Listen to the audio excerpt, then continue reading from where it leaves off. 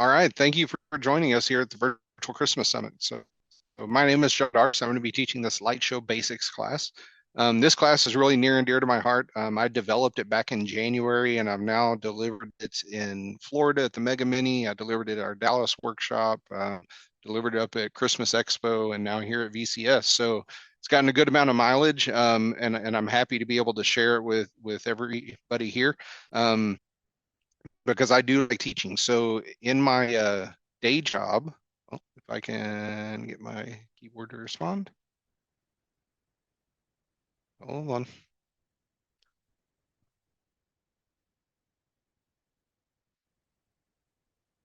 That is not cooperating. There we go. So in my day job, I'm a senior OT strategist for Clark. Now, I just started that role recently, but I've been at KC for 21 years. So I don't do this professionally. I do some training stuff at work, or at least I have in previous roles. So I do technical training for various audiences, which is kind of lends into doing this type of thing. I am married with two kids. So you see there, my wife Stephanie, my son Nathan is 12, and my daughter Emily is 7. I started doing a light show back in 2012 with a Mr. Christmas display, as did many others. And so I now have a show with about 15,000 pixels in Light-O-Rama. Okay. Um, I designed this to be interactive, though we can't interact much. I mean, you can put it in the chat if you want, and I might be able to see it. But I'm curious, like, do we have a lot of people here that already run light shows? And if so, do you already decorate, or do we have anybody who's absolutely new and just exploring getting started? All right, I see a first year in the chat. That's good. I'm glad you're here. Fourth year. Been doing a few Node MCUs. Okay, that might be more advanced than me. Looking to take it to the next level. All right. Well, I hope I don't disappoint. First year with xLights, year 12 for Christmas. Okay, so we got a good broad variety. So I've done this class in as little as an hour. We have 2 hours here, so hopefully I can have some time to dig in and answer questions. And if I happen to catch a question as we're going, I might answer it. Otherwise, I'll probably save them for the end. It's probably just a little bit easier in the Zoom format. But we'll get going. But I will be glad to answer questions as time allows. Okay. Let's see if I can get back on the right screen. Okay, so we're going to start with terminology, and then you can see we got a lot of topics to cover. So we'll cover as much ground as possible. So when I talk about lights today, lights are going to be a string of bulbs, lights, nodes, whatever you want to call them, seeds, pebbles, all different kinds of things, but generically lights, okay?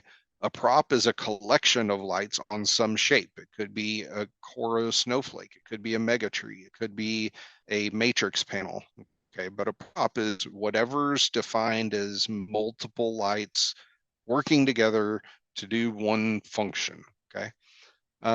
Software is a program typically installed on Windows or Mac PC to configure and control your animation of lights. A sequence is the software commands that are all collected together that actually tell your lights what to do, okay? Then you've got a controller, which is what actually tells the lights to turn on and off. So you've got a sequence that tells your controller what to do. Controller actually either turns on and off the lights or tells the lights to turn on and off. Okay. Programming is generally done on a PC with a programming software such as Light-O-Rama or xLights. There can be more nuanced ways of doing this, but we're speaking basics and to the masses, so we're going to stick with those for the most part.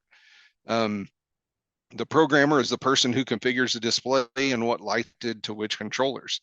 So no matter if you buy sequences or program your own sequences or whatever, at the end of the day, congratulations, you are a programmer because you're putting it all together, okay? And you're gonna have to do programming and configuration to make it all work, even if you buy sequences. So the programmer is gonna configure for every movement of every song which light is doing what, unless they buy sequences. So you can shortcut certain steps. All right.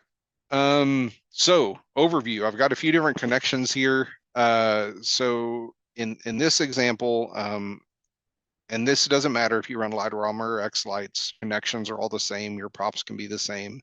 But you can connect to lights generally with one of two methods. There's actually more, but you could connect to Ethernet. You could have a switch, and then from that switch, you're going to connect out to a pixel controller, and then from a pixel controller to a prop, or from a pixel controller to multiple props, whether single output or multiple outputs. Okay. This is what most newer displays people starting out nowadays are going to. The more legacy style shows, you would have like a Light-O-Rama adapter or an RS-485 adapter, and you're going to connect it to the computer, and then it's going to connect to a controller, and then from that controller to another controller, and from that controller to another controller, and then you can have AC or residential household outlets plugged into those, 16 channels on each one, and you could have multiple reds or greens or blues or however you want to lay things out. Okay, so that's typically been your two kind of connection methods, and we'll talk some more about those. So let's dig into lights or props because I'm sorry, my text is messed up on the slides. Sorry, I had to reformat everything for this VCS layout and some things I missed apparently. But I'll talk through it. So we've got AC lights, kind of like what you see here. And these are just a string of lights that turns on or off whenever you plug it in, right? Well, with an AC controller, it's turn on and off whenever we tell that channel to turn or that output to turn on or off.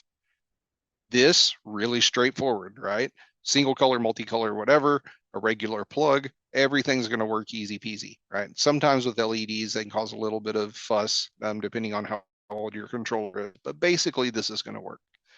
When you get into other AC lights, then you can start to cause or experience some issues.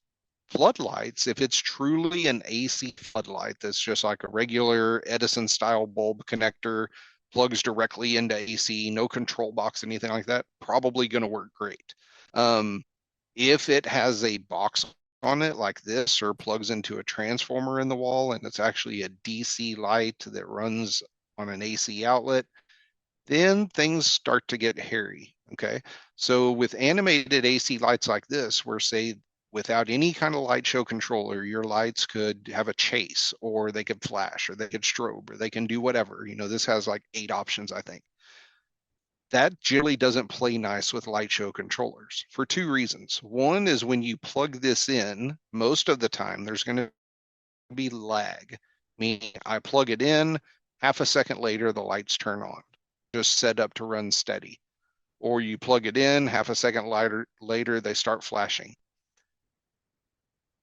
As you can imagine, when you're programming a sequence, we're programming down to the 10th of a second or even less. So I want things to be crisp and precise and turn on when the beat hits. I don't want them to turn on half a second after the beat hits. So that's the first part of problems with using things with control boxes. The next part is that delay can be variable. So it might be half a second this time. It might be 3/10 of a second next time or something different, depending on if this is already warmed up or not, or what the temperature is outside. Like those can all influence response times of these electronics. Okay. So just generally a good idea to avoid these altogether. Okay. On down that same road, you can have DC lights or DC props, and this is where lights are going to plug in and they're going to have like a transformer on the plug. Same problem with these. So these are going to have lag, and that lag is not going to be predictable. Okay. Now, there are other controllers, so Light-O-Rama has a controller called the CMB24D. And with those, you could actually do some hacking and run this DC string of lights directly off of a DC controller, and then it's going to work fine. And you just don't use this transformer at all. But there's a lot that kind of goes figuring out, okay, what voltage do I need? What size power supply do I need? And then they all have to match. And so it's doable. I've done it. I've had some rather unique props going down that method. But know that there is research that you have to do to kind of pull that off. And then you have other AC props like animatronics and inflatables. Great. If you like them, perfect. Nothing wrong with that. Different shows for different strokes for different folks, right? The problem is that if I want to animate this, then I can't just plug it into a Light-O-Rama controller and expect it to inflate and deflate with the beat of the song.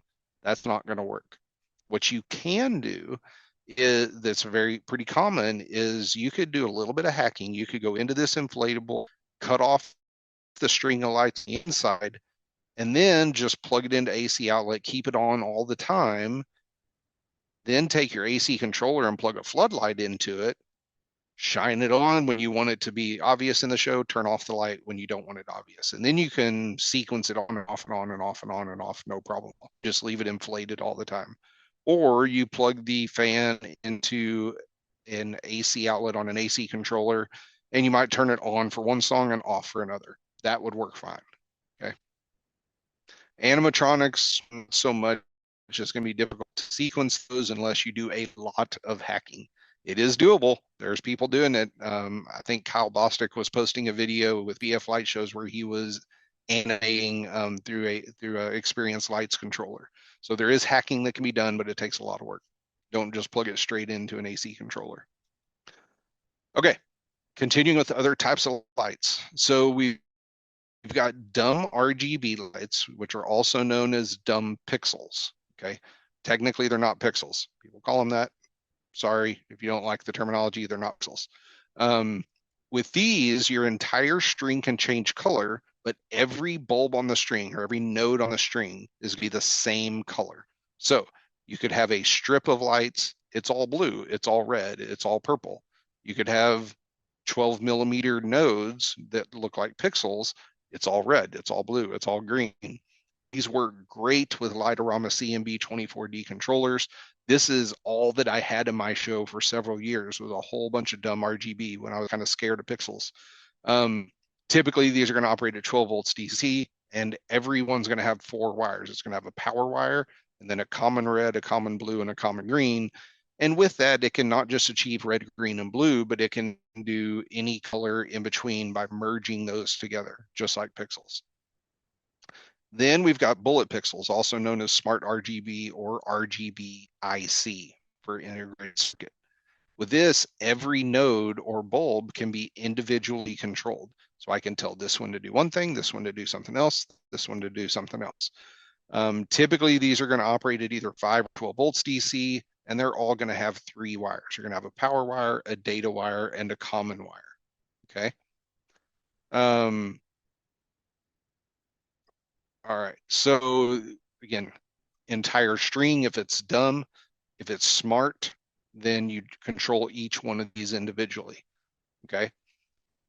With your smart pixels, it's called smart because you can kind of see here, there's a little chip in there where each bulb is doing something different if you're telling it to. So each bulb is logical, where here bulbs are not logical.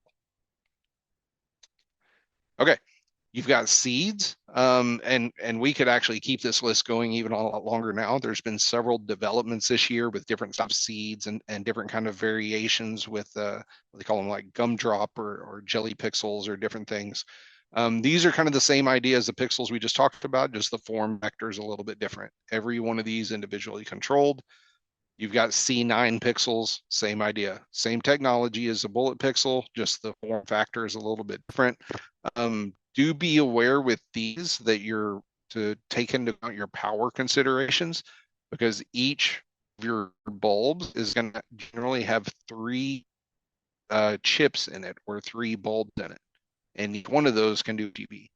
Well, inside of there, that's going to be about 3 times the power of a bullet pixel.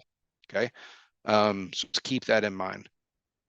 And then you can have puck pixels. You've probably seen these house outlines. It's actually a friend of mine's house with, I think it's Govee lighting.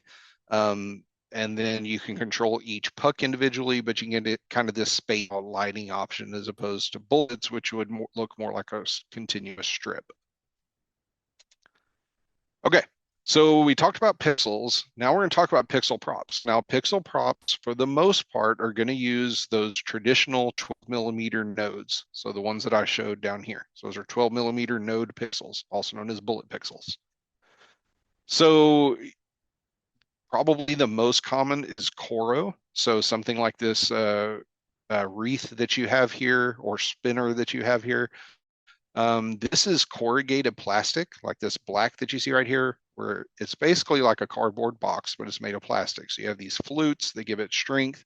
And then you've got different vendors that are going to design, and they've got CNC machines where they're going to go in and cut out different shapes. Okay. And then each hole you then have the joy of plugging bullet pixels into. Do be aware when you buy these, don't just randomly plug pixels in because your software configuration has to match your wiring layout. There's information generally available from the vendor, or you can use in Light-O-Rama or xLights when you import the prop. You can look at the wiring view to determine how you're supposed to wire this thing up. Okay. You can do 3D printed props. So if you have a 3D printer, you want to put it to good use.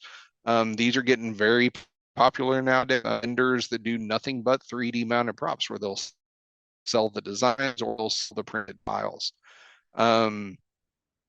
You can do permanent track lighting, so kind of similar to those pucks on the house I showed on the previous slide.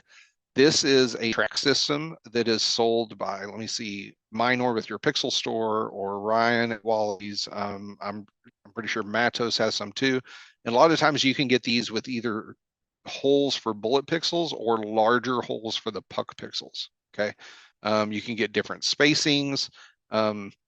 Here's a pro tip. I would recommend anytime you're buying something like this, you get the 1-inch spacing, unless you know beyond a shadow of a doubt you're ever going to want to do only 2-inch or only 3-inch. Because what you can do if you don't want to use the 1-inch spacing is just skip every other hole or every 2 holes and wire it up for 3-inch spacing. And then you've got the 1-inch holes if you want to come back later and make it more dense or add more lights or something like that.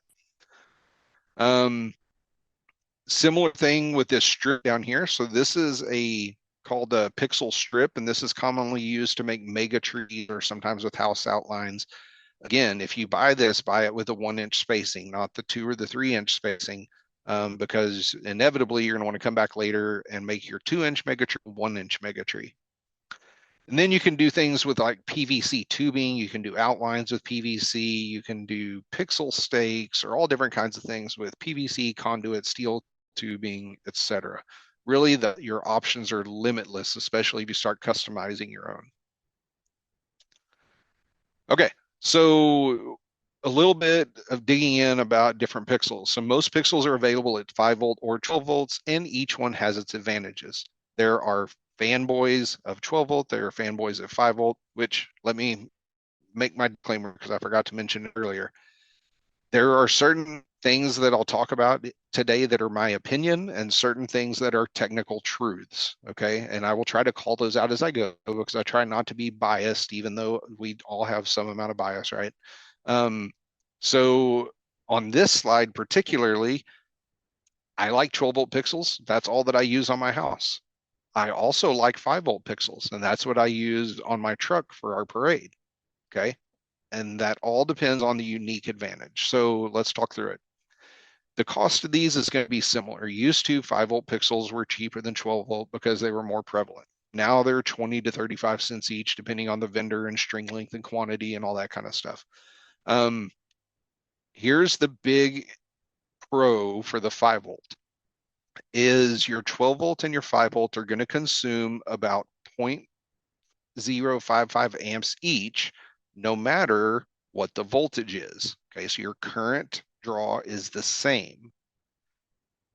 All right, so at 5 volts, that means you're using 0.275 watts or 275 milliwatts.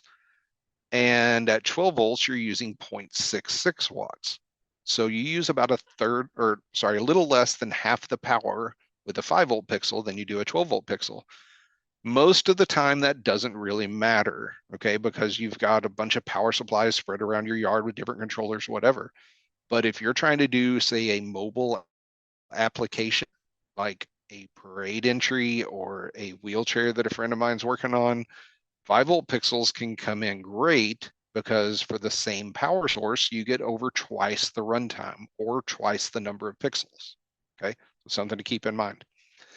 Now, the big advantage of 12 volts is that voltage drop is less of a concern. Everything over 5 volts kind of being extra. So you can maybe on a normal controller output, where with 5 volts, you might only be able to put 150 pixels. With 12 volts, you can probably put 300 pixels on that same output, and they would all still work, where you might only get 150 on a 5-volt output. Again, that all depends on the controller and wiring practices and all that kind of stuff. But generally, you can get more pixels per output 12 volts than you can with 5.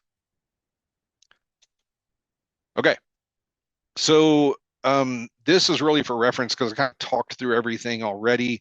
But a few kind of highlights is your pixels over here. There are differences between bullet seed pixels, C9 pixels, puck pixels. Your current draws are going to be different. Some of them work differently with proportional outputs and things like that. So just be sure and research what it is that you want to use. All of these are going to give you the same flexibility. All of these pixels give you the same flexibility on being able to individually control each individual bulb. So if you want to do, graphics swing across your house or your tree or whatever, these are all going to give you that option. Everything over here is going to be a little more old school. So dumb RGB kind of gives you that flashy look where the same bulbs can do multiple things, but you're limited where, say, if I wire up a tree with dumb RGB, then that whole tree is going to be red or green or orange or purple or whatever. Okay. And then with AC, some people love the look of AC lights and they never want to do pixels ever because they love the look of AC lights. They still want to animate them. Great. Just be sure and dig into what you're wanting to do. I do encourage you, if you're going with AC, to go with LED instead of incandescent, because you can replicate incandescent colors with LED and a lot less to worry about with power considerations. Okay. There are some other lights I kind of threw in here. Again, I'm sorry I didn't reformat my text properly. RGB floodlights. Okay. A lot of different options out there. The random ones from Amazon that have like remote controls or Bluetooth control or whatever, don't even try unless you're really getting into hacking. Okay. So if you want to break the light open and rewire it at the chip level, fine, buy the Amazon lights. Otherwise, they're not going to animate well. They're going to have delays, they're going to have lag, or you're just not going to be able to control them at all. So it's not even worth going down that road. Dumb RGB work well if you use dumb controllers. I've up until the summer when I finally changed and went to brighter floods, I had 10-watt Light-O-Rama floodlights on my house that ran year round, 365 days a year for 10 years, and they still run. They work fine. Pixel floodlights, same idea here, except they plug into a pixel output. And you could then have a string of floodlights on the same output. It can make your wiring a little bit easier, but you still individually control each overall floodlight. And you can get 10 watt, 20 watt, 30 watt, all depending on the vendor you buy them from. A couple of vendors even have what they call RGBW lights, and that's going to have a red, a green, a blue, and a white channel, where you can get a better white color. I know Minor even with your Pixel store has RGB UV lights. You can get an actual ultraviolet light, which is great for Halloween. So you have 4 channels, and you can do RGB to make any color combination you want, or the UV channel to get that black light reactive. Then we've got matrix panels. So these are available in several resolutions and in indoor and outdoor varieties. The big thing with these is you've got to figure out how you're going to mount them. So again, I'm going to reference Minor again with your Pixel store. He's done a great job of making available and creating heavy duty steel enclosures that you directly bolt the outdoor enclosure or outdoor panels on, and they're ready to go, or he sells them pre-built already. I think Wired Watts has some builds that can be customized, and I think he still sells those. E5 panels are going to be what I think it is 4 times a pixel count of a P10 panel, so you get a lot higher resolution, but it also uses a lot more data, so you have to plan for that and more power. Okay, let's go on to software.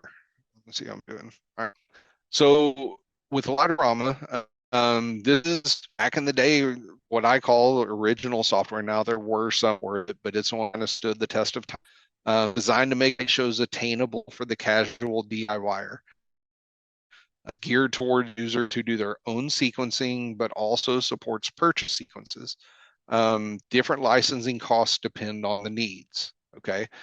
So the cost of Light-O-Rama will vary depending on how many things you want to control and some software features. With xLights, this is what we call outsourced software. So there are developers, and then there are people that contribute to the development, and that's kind of baked into the process. You have really cool features being added throughout the year, and it's free. So this has made light show creation attainable by anyone at a low cost of entry. So this is my opinion. Some will differ, but I say this is more geared towards users who purchase sequence, but it does support custom sequencing. Again, my experience is Light-O-Rama is a little bit more difficult on importing purchase sequences. Now they've done some things in the last couple of years with S6 to improve that process. With xLights, it's been easier for several years. And they've even got some, I think with PPD, they've got the easy RGB to make importing even easier. Fucking shit. Somebody's not muted. All right. And then we've got WLED. Now, WLED is not a standalone software, but basically a software that runs on a controller, where you don't really need a sequencing software like xLights or Light-O-Rama running. So this is a controller-based interface that can do animations using pixels, but it's not mapped to music, and there's no software to install. It's free, so it's kind of an easy point of entry, and we'll talk more about that. And then you've got DIY. With DIY, there are ways to create entire custom sequences without using software, but you can get pretty advanced with that. Okay. So a few pros and cons. Again, a lot of this is my opinion, right? Now, cost is not an opinion. Light-O-Rama costs money. xLights doesn't. Big win there for xLights, right? They are both very well supported. xLights has the developers directly, like they're engaged in the community. They're available on the Zoom room on a regular basis. Light-O-Rama is very well supported, again, through community and through the help desk. Let's see, with both of them, simple animations without music are supported, but they still do require some basic programming to get those animations off the ground. Very much my opinion right here. Light-O-Rama's programming new music is intuitive. It's built-in tools for making beats. xLights has gotten better at that. So it's doable. My opinion, not as intuitive as LOR. On the flip side, Light-O-Rama is not as good at purchasing sequences and importing those, unless you're buying directly from Light-O-Rama and have kind of follow their basic layout practices, and then it's pretty straightforward. Both have free sequences available. They're shared on Facebook. xLights has a website dedicated to free sequences. But again, you have that difference in importing. So with WLED, again, it's a different animal, and I hesitated to include it here, but I mention it because, again, it's baked into the controller. It's free. There's not a lot of support, but there is a lot of information available online. The key with WLED is I can use it to be controlled by xLights or Light-O-Rama, or if I just want to basically kind of get started and not worry about musical animation and all that, I just want to get my lights working. If I use a WLED controller, I can do a red, white, and blue on the 4th of July, and I can do red and green at Christmas, and I can do little basic flashy sequences or whatever. So WLED baked into the controller provides that functionality, okay? And then, again, sorry, messed up slide. With FPP, FPP was developed as a method of controlling xLights base shows. Now, that's a gross simplification, and some people yell at me for simplifying in that way, but that's fine. FPP has evolved into a web-based interface for Raspberry Pi controllers that can optimize communication for supported controllers and increase functionality. So it can do a lot more then just run like a culp board or a P10 display or whatever. Your Raspberry Pi with xLights running FPP can actually run your entire light. You can load sequences on it. You have multiple Raspberry Pis that then talk to each other. And when you get into, if you want to do wireless communication for your show, this is really the only way that I would recommend doing it with xLights is you could have a Raspberry Pi that basically sends sync packets over to other Raspberry Pis, and they all have to have the same sequences and same music and everything loaded. But they can talk to each other across wirelessly and then stay synchronized, and everybody does the same thing, and your show looks beautiful. Okay. So that FPP software has come a long way and provides a lot of flexibility. And I'm not going into FPP here. There are FPP classes where you can get into the weeds on all that, but it's beautiful software. FPP does work with Light-O-Rama, but you don't get those kind of advanced show control features and all that. But if you want to use like P10 or P5 panels, then you're going to need to get like a Pi or a BeagleBone running FPP and then configure to interface with Light-O-Rama. Okay, let's talk controllers. So there are a lot of different types of controllers. You can control lights without a PC. PCs are basically required for any kind of programming and generally most of your animated shows. With Light-O-Rama Show Director or a Pi with xLights, you can actually bypass the need for a PC to run the show. Okay, you still might want it to do some setup or configuration, but you don't have to have it running all the time. Or you can run your show from a PC and have the PC talk to all the light controllers. That's probably the most common setup. You can do your programming on that same show PC, or you can program on one PC and run the show on another. Okay. So what I do is I have a PC in the garage that runs year round, and it runs, I have landscape lighting connected to controllers that are powered up year round. And that computer in the garage talks to those Light-O-Rama controllers, or actually Alpha Pix, whatever. Anyway, talks to show controllers and has like a candle effect that runs on my house year round. And then when Texas Tech plays, it makes my lights red. And when the local high school team plays, it makes everything blue or sequence blue to white or whatever. And I've got that running year round. Control the PC's powered up, does nothing but that. So I do all my sequencing then on my laptop. And when I'm done, I just push the sequence over to the show PC and update my configuration, and I'm off to the races. You could do your programming on the same PC that runs the show, but you might run into challenges and have to be very careful with doing the programming while the show is running and potentially accidentally starting up your test sequence, and kind of over the show. But it can be done. Whatever PC you do programming on does need decent modern performance. Now, a lot of people get caught up in what exactly do I need? 16 gig, 32 gig, whatever. Not going to get into all the details of that because it can really vary, but you do want a decent modern computer to do the actual programming on. Now, if you have a different computer running the show, it could be a 10 years old Windows 7 machine and it's going to work fine. Okay. Okay. Controllers, you got a few different what I'll call classes or types of controllers. So you have AC controllers. They're going to control AC lights, AC props, etc. Very common starting point is it allows a lot of people to keep their existing lights. So if you've already got AC lights that you put on your roof line and you want to keep using those, you need an AC controller. Okay. With dumb RGB, again, this controls just dumb RGB or individual DC devices.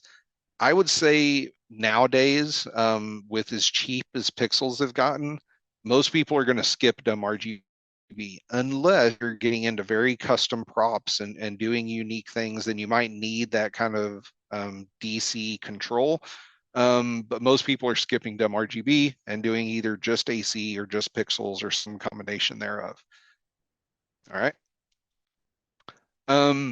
AC controllers, so these are your basic options. Not a lot out there. So you can get a Light-O-Rama CDB16 PC. These are $280 new, or keep an eye out on the Facebook groups. You can get them for $100, $125 used. They support 16 devices at up to 8 amps each, but 15 amps total, which is fine because most residential outlets are limited to 15 amps anyway. And if you're running LEDs, you're probably not going to reach that total. So nothing to worry about.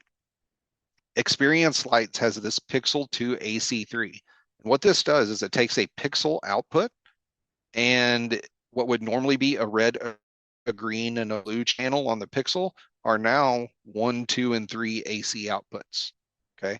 So it takes a little bit of unique programming to get all that set up. But it makes it super easy to integrate into a Pixel show and just have, you know, this random one-off prop that needs AC. Pixel 2 things or Experience Lights, they got you set up. If you're going to have several AC devices, this is going to be a much more cost-efficient way to go. Okay. Okay.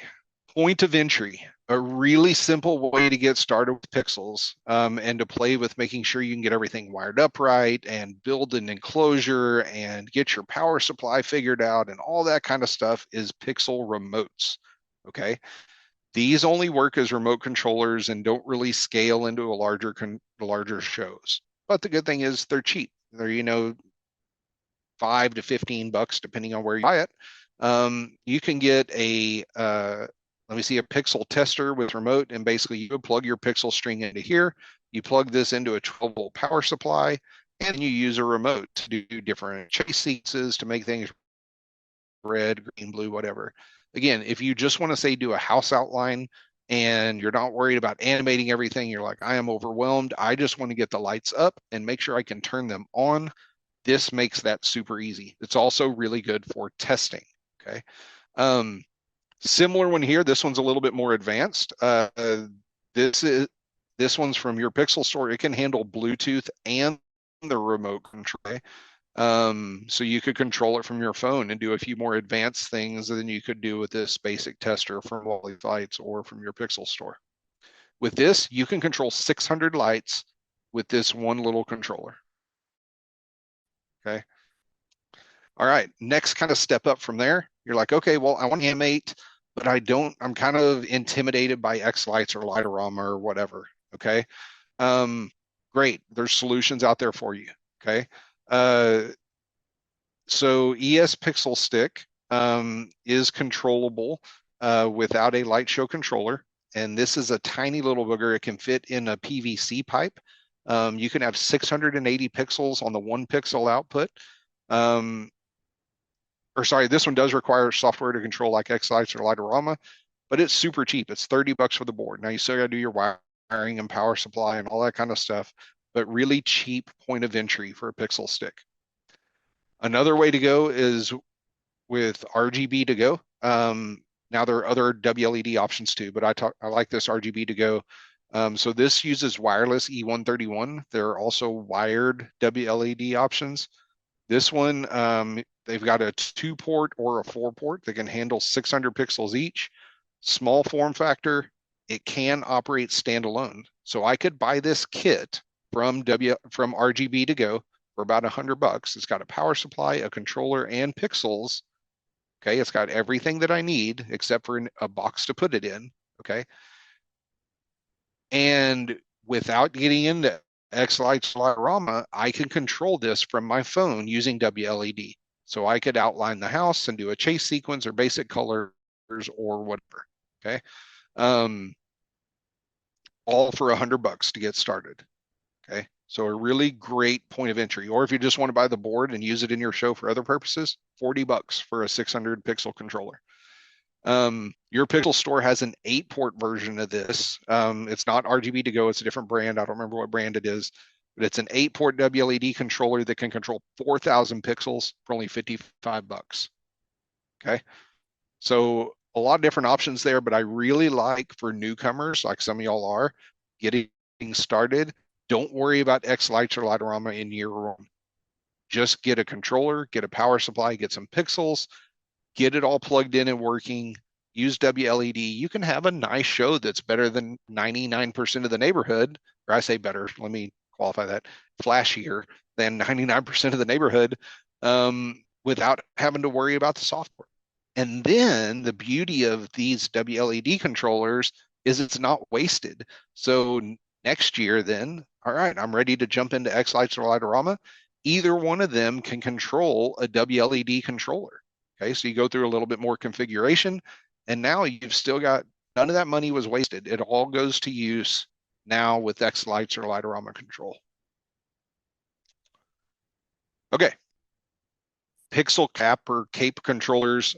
So Raspberry Pis or BeagleBones are independent processors that you can put a cap on. So Culp Lights controllers plug into either Raspberry Pis or BeagleBones. There are other single port or multi-port controllers out there. Typically, you're going to run FPP on your Pi or your BeagleBone to interface with your show controller, and then also to configure this board that's plugged into your Pi. Okay. These are going to cost 30 to 150 bucks for the board, you know, 30 to $70 for the controller. These do require a little bit more effort to get set up, but there's a lot of information available online. Then you've got dedicated pixel controllers. So these are going to communicate with your show controller via E1.31 or FPP, or some Light-O-Rama boards on the Light-O-Rama network, like a Pixie. You'll get anywhere from 4 to 32 outputs, each supporting hundreds to even thousands of pixels, depending on the controller. You can get them from Genius, Light-O-Rama, Falcon, Experience Lights, Holiday, Coro, Culp. No, sorry, not Culp. Culp are all FPP based. And they're going to cost anywhere from 75 to 300 or maybe even more just for the boards. Okay, so not including your wiring, not including your power supplies or anything like that. Okay. Okay. Then you've got remote pixel controllers. So for these, you have to have a main controller, which might have regular pixel outputs. It might not, depending on which one you get, but you're going to have a main controller. It's going to talk to your computer or to your Pi running FPP. And then it's going to bridge communication out to other pixel controllers out in the field. So this is just another way to go. And really the beauty of this is these are kind of small physically, and they're a lot cheaper. They're maybe 20, 30 bucks each. So what some people do is they take these remote boards, they're going to pair it with a power supply and a box, and they're going to put it on a prop. And then that prop is ready to go. So when they go set up next year, they put their tree out. It's got a little control board on it. They just plug in a network cable, they plug in AC, and it's good to go. Everything stayed plugged in from the previous year. Okay. And there's different smart ones and all different stuff you get into there. We're not getting into all those details here. So make sure and do your homework, but just know that there are options available. All right. Now you have something running the show that talks to the controllers. Some controllers can do basic animations with no controller. Most people use a PC to run the show. Doesn't have to be powerful, but it needs to be reliable. Okay. It can be, again, the same PC you do the programming on, but you want to basically not do them at the same time. With Light-O-Rama, you can get something called a show director that will run anything on Light-O-Rama hardware. So it doesn't run your E1.31 network, but it can run ACE or Pixel controllers that are the Light-O-Rama network. With xLights and FPP, you can run your entire show from a Raspberry Pi. So just make sure when you're making your plans that you include who's going to run the show. Do you need an extra computer? Do you need an extra Raspberry Pi? Like include that in your budget and plans as you go. All right, let's talk a little bit about networks. Okay, DMX. DMX is a widely used network for commercial applications such as churches and concert venues. It uses 3-wire XLR style cable or Ethernet cable. So you can use either one of these, okay? All right, then you've got Light-O-Rama network, which is also known as RS-485 commercially. And this is a long distance high-speed communication protocol. And actually, I'll tell you what I'm gonna do. I'm gonna skip to the next slide because I compare all these side by side. So let's see. So I talked about DMX. So this is going to talk directly to your PC via either a USB converter or it can connect to, say, a Falcon or an AlphaPix that has a DMX output on it. You can kind of bridge communication through a Pixel controller a lot of times. A beauty of this is it's point-to-point or a string network. So you could go from your computer to a DMX device to another DMX device to another DMX device to another DMX device. I just see Becky asking if we want to take a 10-minute break. We can. How about I'll reach a good stopping point here in just a minute, and we can take a minute break. Okay. So point to point, another good thing is you can get 1,000 feet between DMX connections. So you could have these spread out over long distances, which is again why they're used in churches and concert venues and all that kind of stuff. Now they're kind of limited, so you can only have 512 channels on a universe, and then each universe requires a separate string of devices. So you're a little limited, but they have some versatility. All right, your Light-O-Rama network. This is necessary generally for interfacing with Light-O-Rama proprietary hardware, such as your AC controller or your Pixie controllers. Technically, some of those can run in DMX as well. It's widely supported. There's a community, there's a help desk. Generally, you're going to talk to your PC via a USB to RS-485 director. This is also a point-to-point or string network where each device connects to the nearest device. Here's the real beauty of the Light-O-Rama network. You can get 4,000 feet between devices. So you can run an Ethernet cable 4,000 feet. So if you've got a large walkthrough display or things that are really spread out, or you're trying to wire up the neighborhood, this RS-485 network is great for that. But it only supports 7,500 channels per network, and each network is then going to require a separate interface. So you do have a limit, but it's much bigger than DMX limit. All right. Then you get to E1.31. This is what most people use with Pixels and with xLights. And this is DMX, but it's DMX over Ethernet IP or Wi-Fi. This is the most common interface for advanced displays. It is, again, widely supported. There's a lot of information out there. This is going to talk to your PC over the built-in network hardware. So you've already got an Ethernet port on most PCs. You're going to talk to your E1.31 network. Let me see. On Ethernet, it's very stable and very capable. A lot of hardware out there available because it's a standard protocol used in millions of devices. Do you want to use Wi-Fi? Okay, so Wi-Fi is not great for dense applications, meaning if you have a lot of channels on your controller, doing E1.31 over Wi-Fi is not a great idea. Or if you don't have a really strong, stable Wi-Fi network. Now, I do have some things that run on Wi-Fi. I've got a couple of porch lights and basic controllers that run on Wi-Fi, but they're very small channel counts. And they run great. Okay.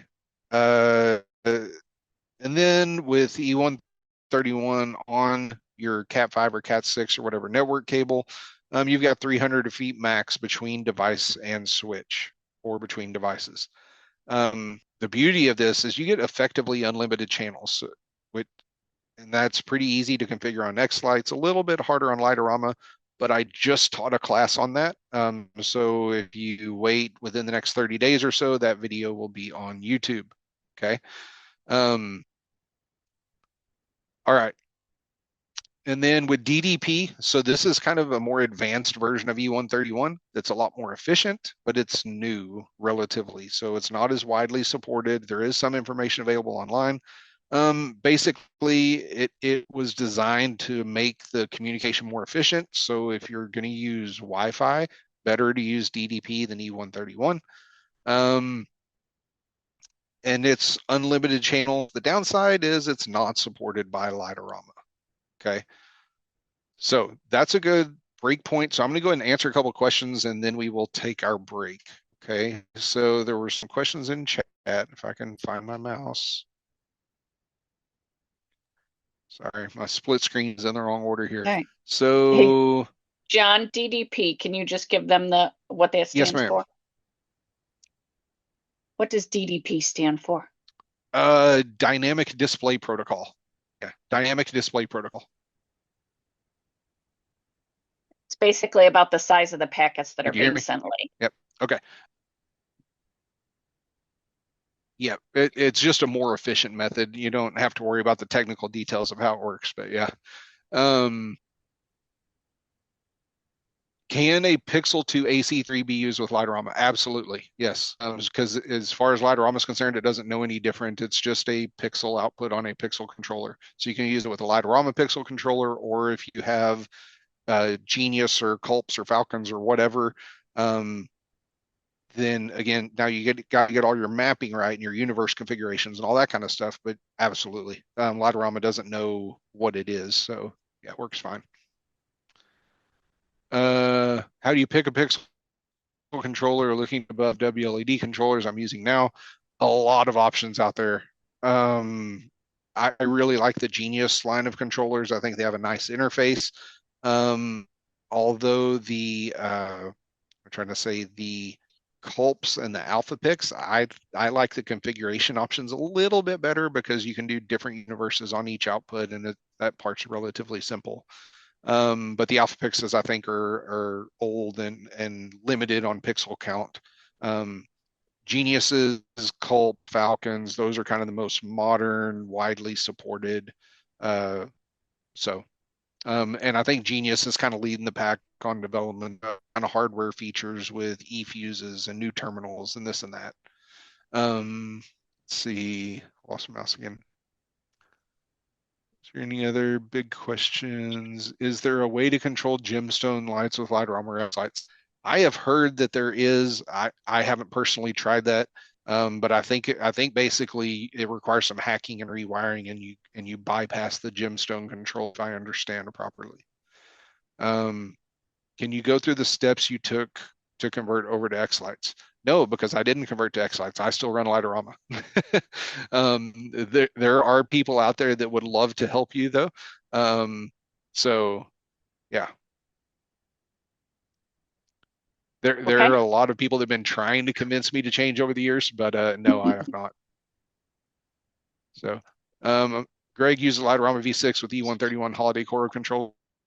Me too. I have Light-O-Rama, E1.31, Alpha Pix 4, Alpha Pix 16, and that's all I have in my show. Oh, that was Chris. I didn't even notice who it was that asked about the steps. Thanks, Chris. Thanks for that support. All right.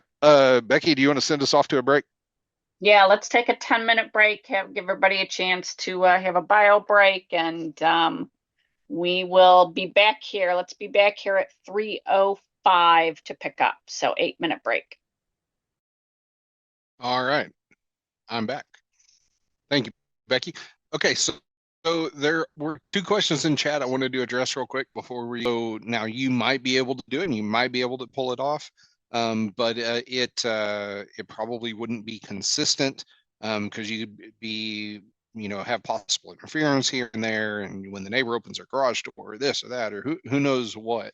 So I would generally avoid that. Just get up in the attic, run an Ethernet cable, and be done from that standpoint.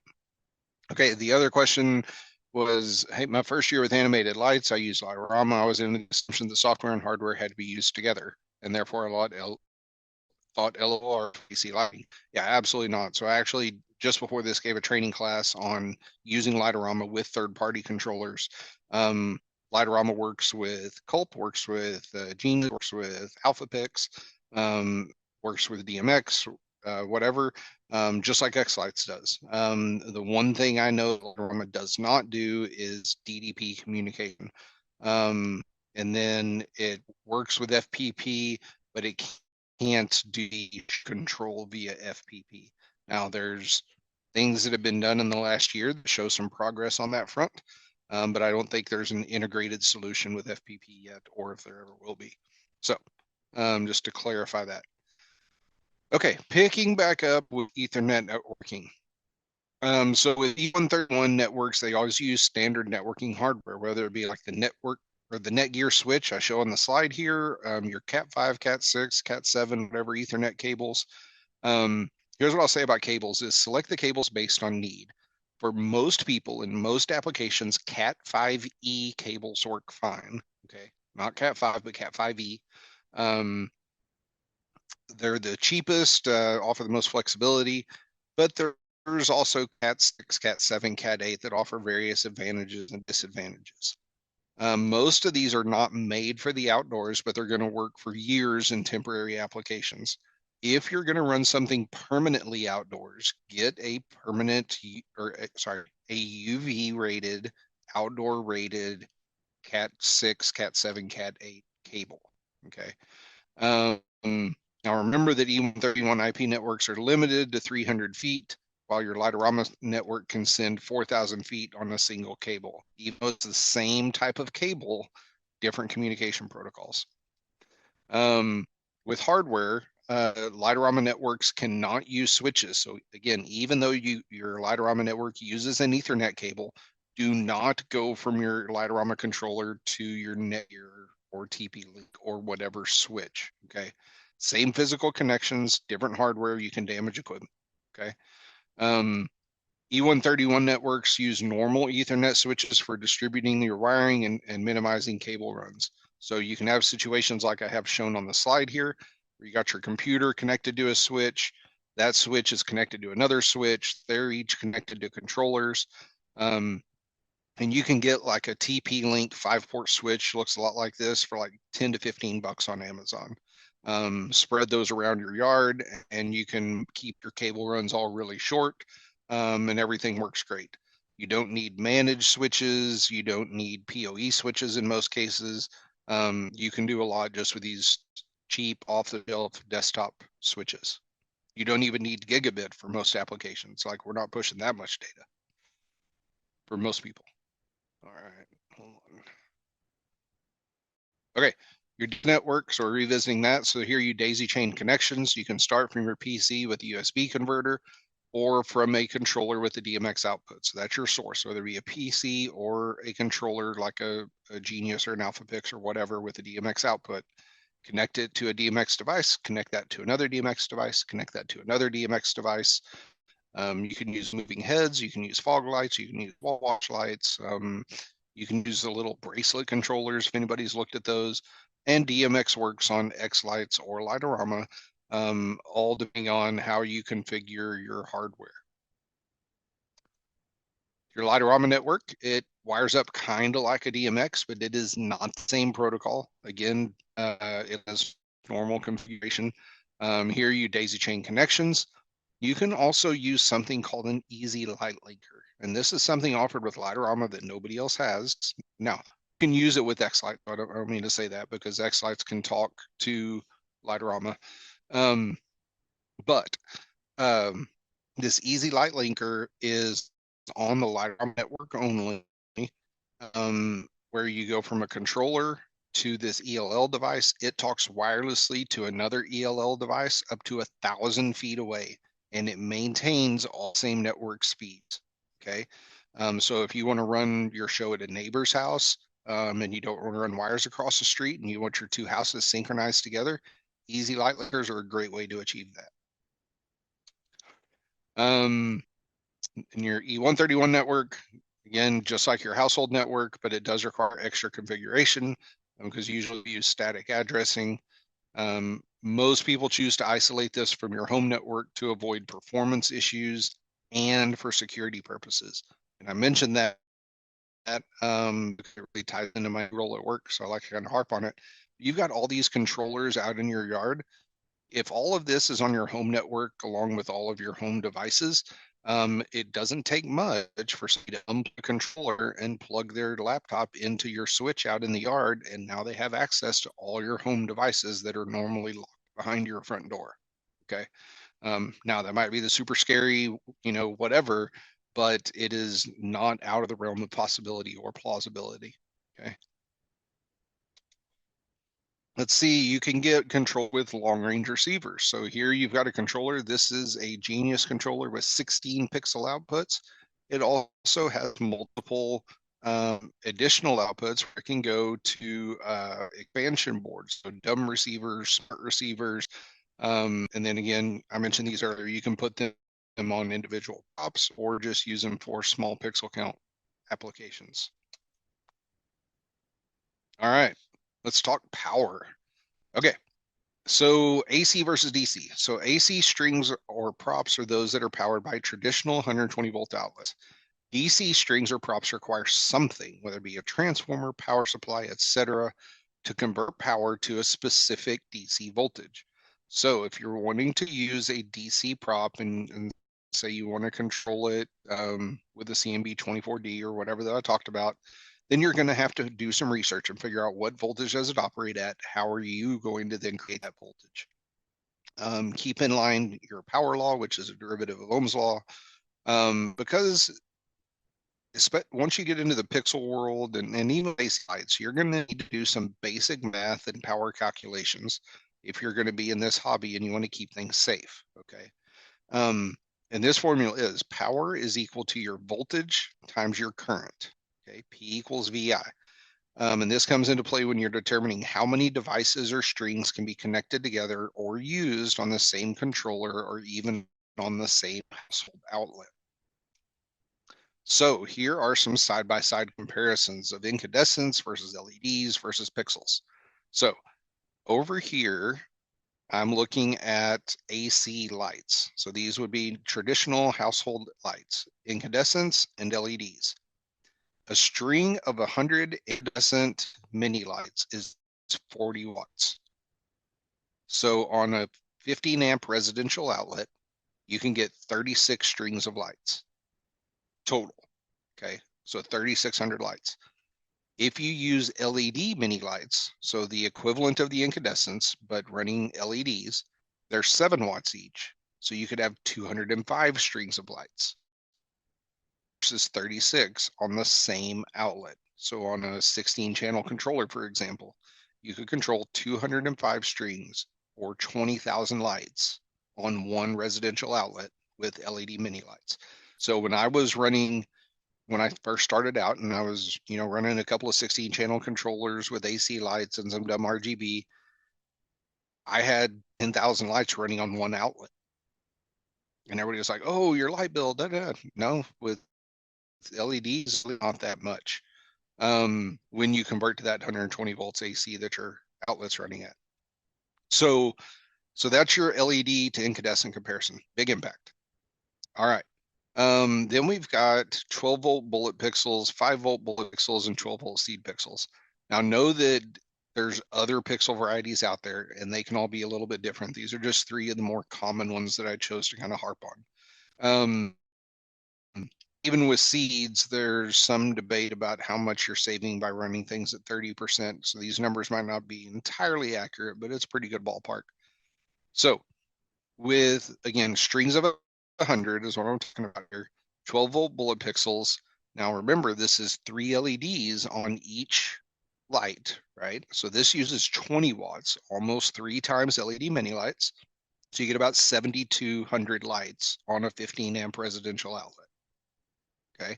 Now there's also going to be some losses in power conversion, and you're not running the lights 100% white all the time.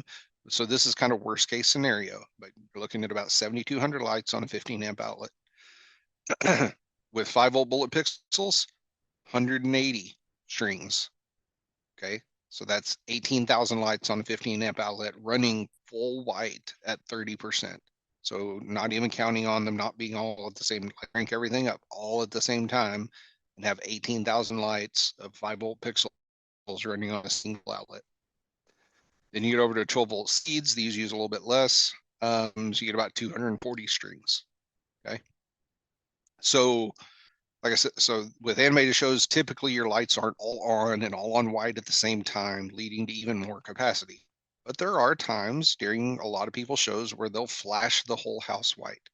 Now, your power supply is going to absorb a lot of that. And as long as you don't keep it running white for more than a couple of seconds, then it's not going to overload anything. But I generally work in that kind of worst case scenario of running everything full white. And that's what I do my calculations on. So the controllers themselves use very little power, so they're not really worth worrying about in your overall calculations. But what you do need to look at for your controller is different controllers have different limitations on the amount of power for each output. They might have 5 amp fuses, might have 7.5, they might have 10. And it's even more, I would say, of a concern with your residential AC controller because especially if you're using incandescent lights, because it can get a little confusing. So with your AC controller, your total outputs is limited to 50 amps. Each output on the controller is limited to 8 amps. Well, you have 16 times 8 is way more than 15, right? So you have to take both of those limits into consideration. So 16 channels with 500 lights on each channel, you're good under an individual, you're only 1.7 amps, so you're good on an individual output, but you're at 27.2 amps for the overall controller, so that's going to blow your breaker and turn off the power, okay? And you don't want to deal with that during your light show. So do the math, figure out what you need. With DC power supplies, okay, so if you're using any pixel controller or dumb RGB, you're going to need a DC power supply. And your power supplies are going to convert from 120 volts to 5 volts or 12 volts or 24 volts or whatever. Planning ahead is important so you're not faced with upgrading or complicating your setup early on. Most power supplies are considered to be 80% efficient, so you have to consider that in your available power. Okay, and I'll talk through an example in a minute. The most common supplies are going to be 300 or 350 watts at either 12 volts or 5 volts DC. Now, there are also server power supplies that are larger and run more efficient, but we're talking general hobby grade Meanwell power supplies. So if you have a 350 watt load on a 120 volt circuit, that's 3 amps, okay? So if we think 3 amps max load, I could handle 5 of these controller setups or 5 of these power supplies on a residential outlet. Then I'm going to reduce that to 80% efficiency. So I've got 280 watts available for my pixels at 12 volts. That's 23.3 amps available. Okay. So then if I go down here and say, well, I'm going to run my pixels at 30%, I can handle 1,412 pixels in that 23.3 amp total, running 100% full white that's on a 350 watt power supply. Now, most people run more than 1,400 pixels on a 350 watt power supply because they count on not running everything all white all the time. But this is where I draw my line. Okay. Now there are larger power supplies available, like Meanwell makes a 600 watt power supply. You can get 1,200 watt server power supplies. So there's other options out there, but you need to figure out what safety factor you're comfortable with. Okay. All right. Now this slide really messed up. So here we've got controller outputs that are limited by 2 factors, your logical limits and your power limits. Logically, depending on the controller, a single output could support hundreds to thousands of pixels. Your output power limits are typically 5 amps, which would be about 312 volt pixels at 30%, unless you get into power injection and all this other stuff. Now let's talk about voltage drop. So no matter the system, no matter the controller, no matter the voltage, your voltage is going to drop over distance of wire. That is a nature of the copper wiring. So for like a 200 pixel run, you might drop, 2, 3, 4, 5 volts across that pixel distance. Okay. So now these numbers are very conservative.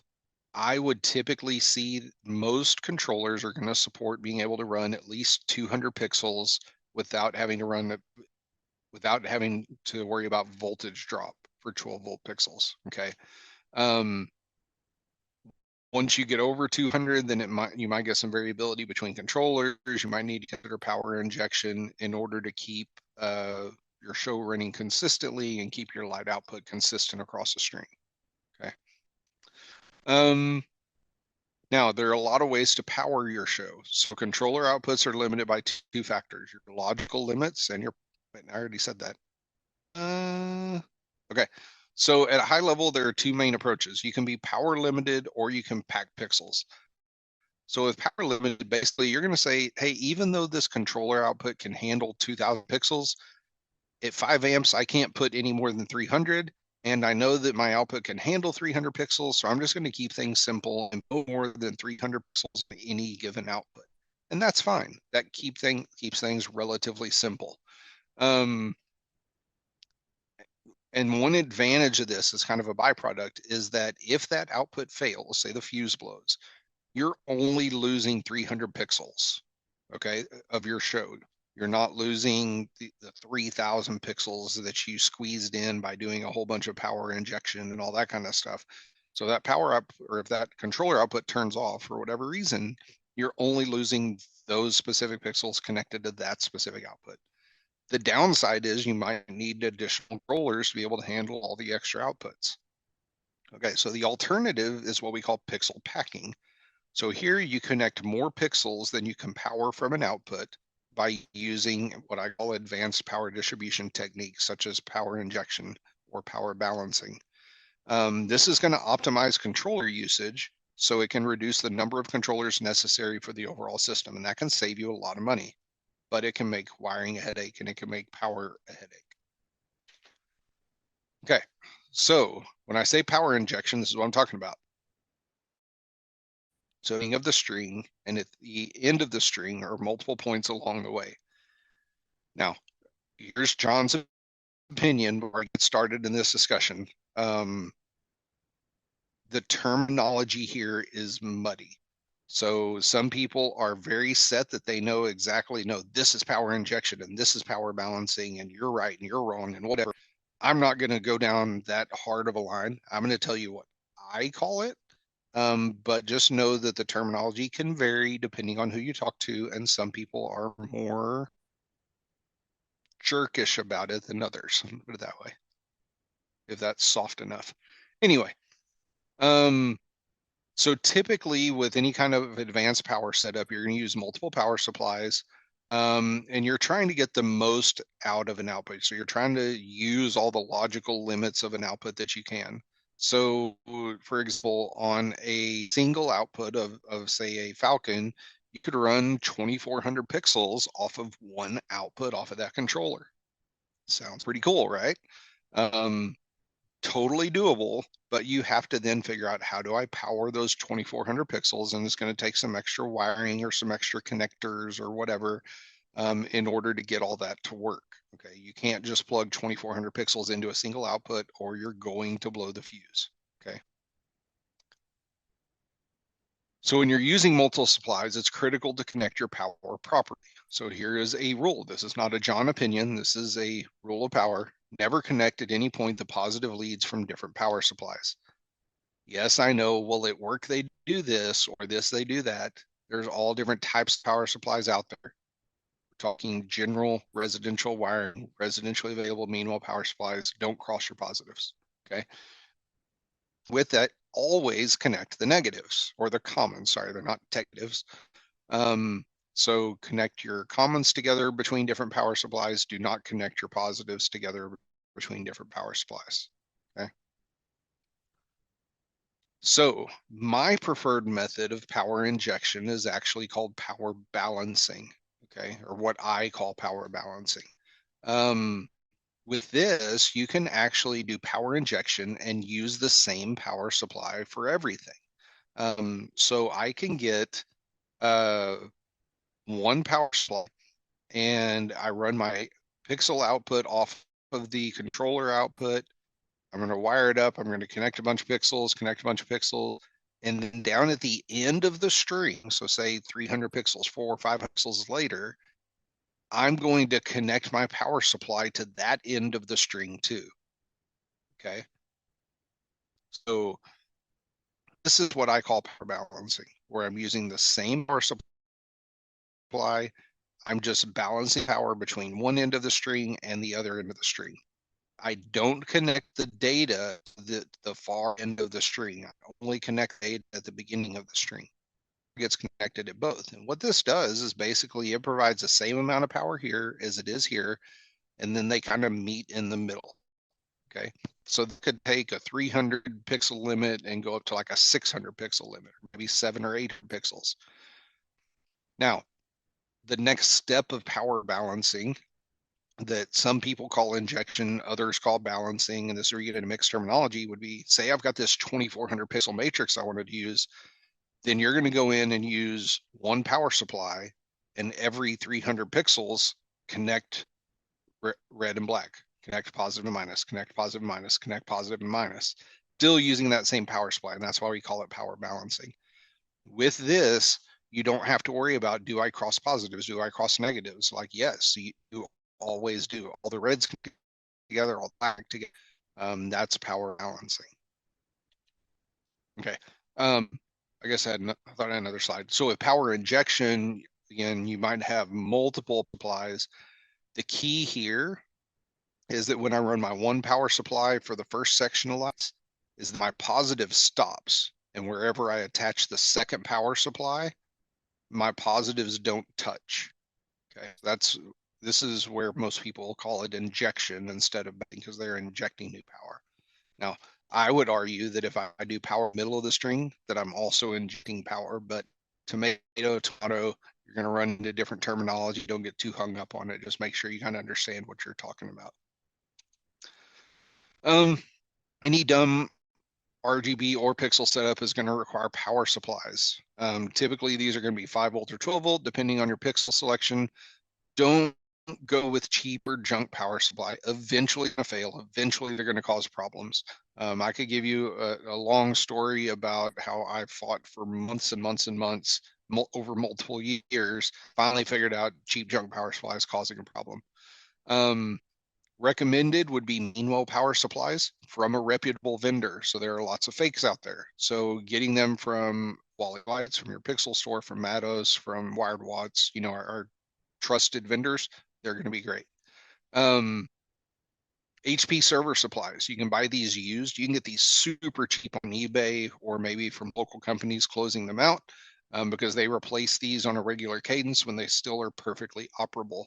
These are going to require an interface board from somebody like JBoards or Wizard of Wire in order to get the power off of the board. Okay. Typically, these two examples are going to be indoor rated, and they must be inside some type of weatherproof enclosure, generally along with your controller. But you can also get outdoor rated weatherproof power supplies. Know that your mileage may vary with these. Some say they're weatherproof, not really. Make sure and check them out when you buy them. All right. Other things you might need. Meters. I'm going to go out on a limb and say that eventually you will need a multimeter. So if you do this for more than a few years, you're going to run into troubleshooting issue, and you're going to need to measure voltage, measure current. Fluke and Klein are reliable, but they're also expensive. You can get some cheapies on Amazon that will do the job for most light show purposes. What you do want to get is an auto-ranging AC/DC. That way you can use the same meter for multiple purposes. So that's the key terminology you're looking for, auto-ranging AC/DC. Wire strippers, you need to cover at least 10 to 20 gauge, okay? 10 for the larger wires that you're going to be using to connect power supplies. Even if today you're only using 12 gauge, tomorrow you might decide to use 10 and you don't want to go buy another wire stripper. On the flip side, a lot of the wires used are advertised at 18 gauge. Some are really 20 gauge. So you're going to go at least to 20 gauge on the smaller end, okay? Diagonal cutters. I cannot recommend these enough. These are by Crescent. They have compound action and a comfort grip. You can occasionally get them on Amazon for as low as 10 bucks, but they normally run about 25. So the Crescent branded comfort grip diagonal cutters work awesome. Save your hands in the long run. And then obviously screwdrivers. Okay, more tools. Zip ties. If you have not invested in a zip tie company, go ahead, because you will go through thousands. I would start with an assortment of 4-inch and 8-inch zip ties. Always get the UV rated versions, because the non-UV rated will break down in the sunlight. Typically your black ones are UV rated, and typically your white ones are not, but they are available. You might have to buy them online. Going to be worth it in the long run. And then for trimming the zip ties, that's not what these are for. These are going to leave sharp edges, no matter how good you think you are. you're going to want to get either a zip tie gun or a mini cutter, a mini or a precision diagonal cutter. And these are going to be able to cut those flush so you don't end up with really sharp edges that you cut your fingers with. Pixel pushers. Okay. So if you're doing pixels, you're going with Coro crops or strips or whatever, a lot of different options out there to kind of make the job easier. There are 3D printed solutions like what you have here. There are pixel pliers from various vendors. And then a lot of people make and sell different jigs, or you can de-print jigs that kind of make the job easier depending on what you're pushing or what you're drilling or whatever. My personal preference, I wear like rubber coated gloves, not super heavy, but just enough of a rubber coating to give me some comfort and some grip. And then when I have difficult to push ones, I grab my pixel pliers and use those. Okay. AC power, most LED based displays can run on 1 to 2 residential 15 amp outlets. GFCIs. Okay, GFCI circuits can be frustrating, and some people choose to replace them with non-GFCI outlets. Do not fall into this temptation. These are required by code in most cases and could introduce future legal liability or insurance issues.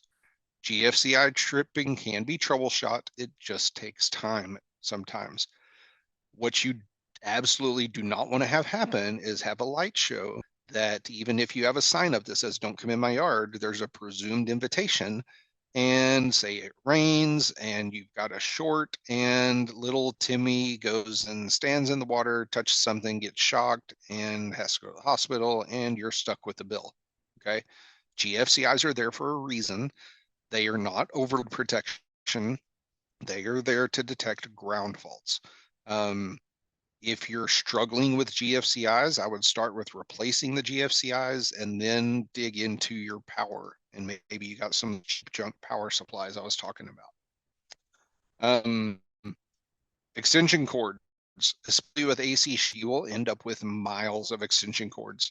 Better cords you invest in, the fewer future issues you will have. This will also tie back into GFCIs. You get cheap extension cords, the insulation wears. Doesn't appear that you have a problem, but you're making leakage with the ground and therefore causing a GFCI trip. Okay. Enclosures, any IP65 or greater, so 66, 67, 69, whatever, works great for most applications. Those IP ratings relate to water and dust protection. We're not getting into those specifics. The most common is a CG 1500 demarcation enclosure. Technically, this is discontinued, but there are clones available from several vendors. These will typically fit a single power supply and most controllers up to 16 outputs. Bud boxes are available in various sizes. It might look like this. You can get some big ones where you have 6 power supplies and multiple controllers and all that going on in one box. Your Pixel store has come out with a series of metal box that would generally be more durable, but the price goes up. So I think they provide a pretty good value there. 3D printed ones, you can design and customize specific sizes, but 3D prints are not waterproof without a bunch of extra work. So you generally might use this under your soffit or underneath your house where it's protected from the elements. All right, FM transmitters. Here's my disclaimer is these are all questionable solutions per the FCC at best. So use with your own caution. There are some YouTube videos out there where people kind of dig into the ins and outs. If you see an FM transmitter that looks like this is what most people are using, a whole bunch of different brand names on Amazon, but the guts are the same. On low power mode, so running 1 watt low power, this is more than enough for most applications, various brand names available. There's a DIY version out there. This is only 13 bucks on Amazon, but it does require some soldering and wiring. Also requires a little bit of research on antenna design, but you can get a better signal with this than you can with this, all because you're customizing the application. Some solutions, such as a Colt board, support add-on cards for less than 20 bucks. All right, wire, common standard, and I'm talking about Pixel stuff here. Your common standard is 18 gauge stranded copper. Connectors. If you haven't bought anything and don't know which way to go yet, go with X Connect. I don't care if Raywu makes a bigger connector, it feels better in your hand, whatever. The industry has moved on with X-Connect as the standard across the board. There are others available, such as Light-O-Rama, Zang, Raywu, whatever, but 90% of the industry is using X-Connect.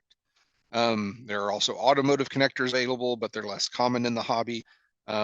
Wired Watts has a great library of information on the different connector types and being able to identify those.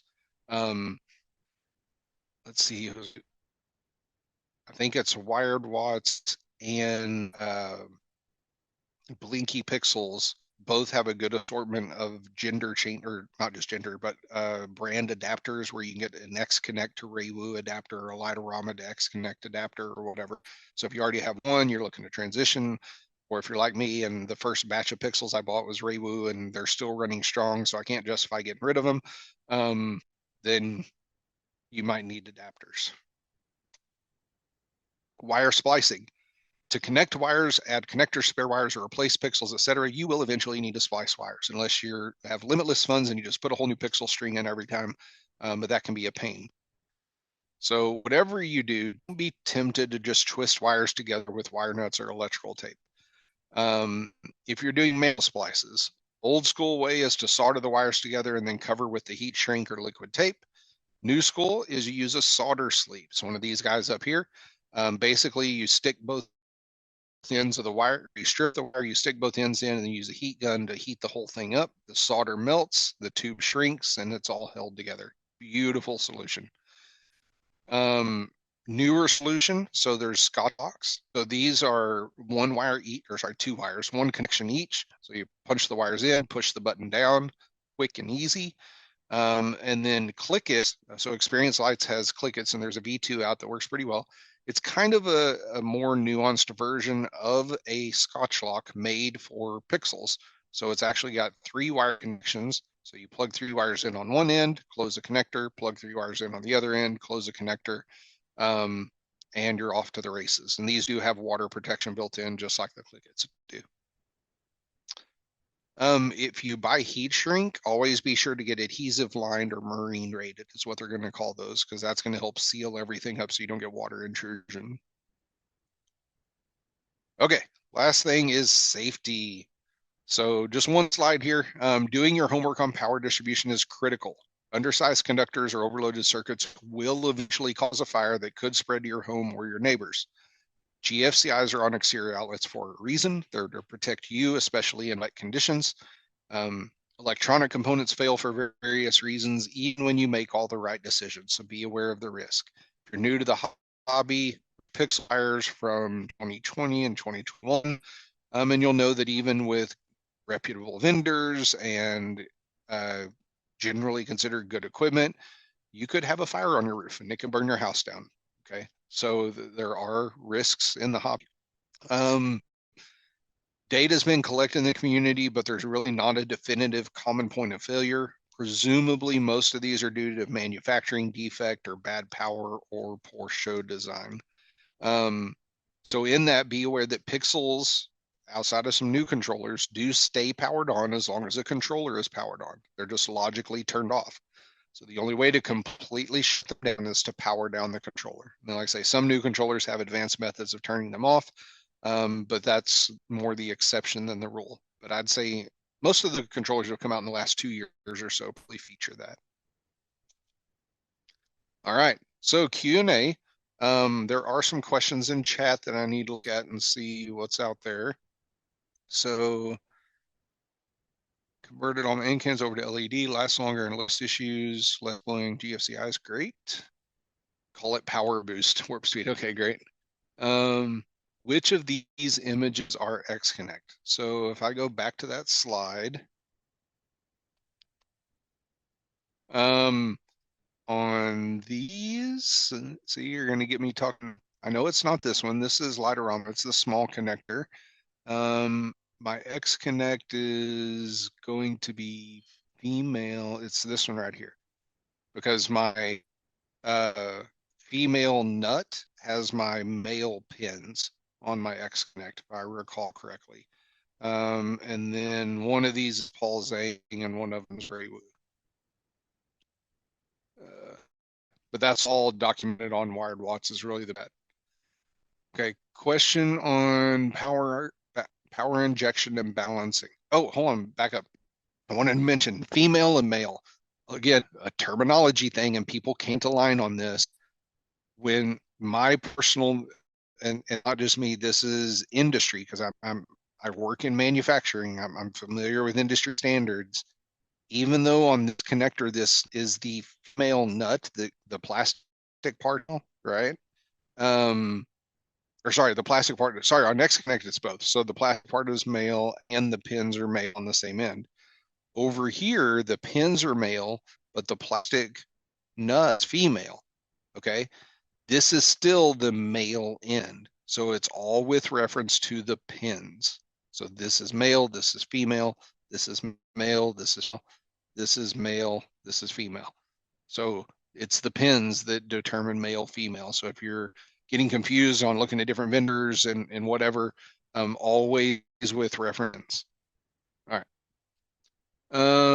Question on power balancing and ejection. If you have your controller main power source at one point on the house, close to the first bulb, and say 25 feet away, another part of the house, there's another house outlet.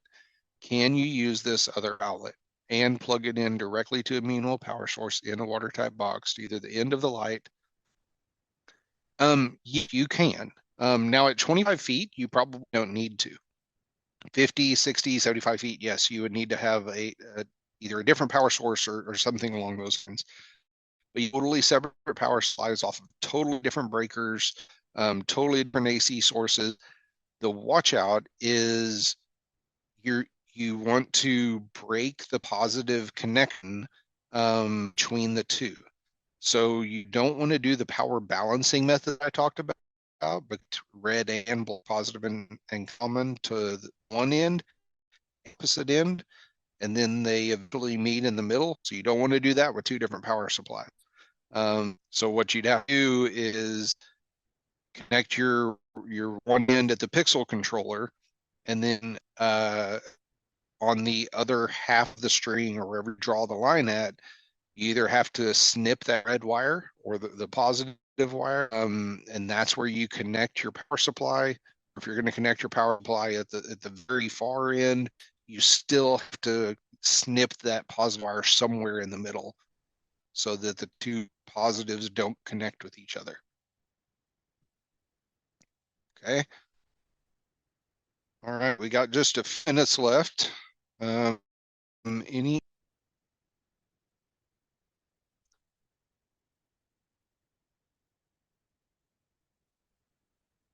Thank you. You use the pre-made power wire connectors. This is done for you. Okay, so yeah, session. So there are dongles and adapters and stuff available to be able to do different methods of power injection that will break that connection for you, but they're not all made the same. So you need to check and make sure that they'll tell you whether the positives are connected or not connected or whatever the situation is.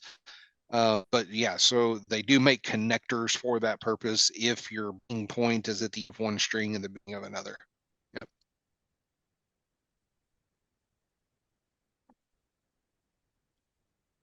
All right. Anything else?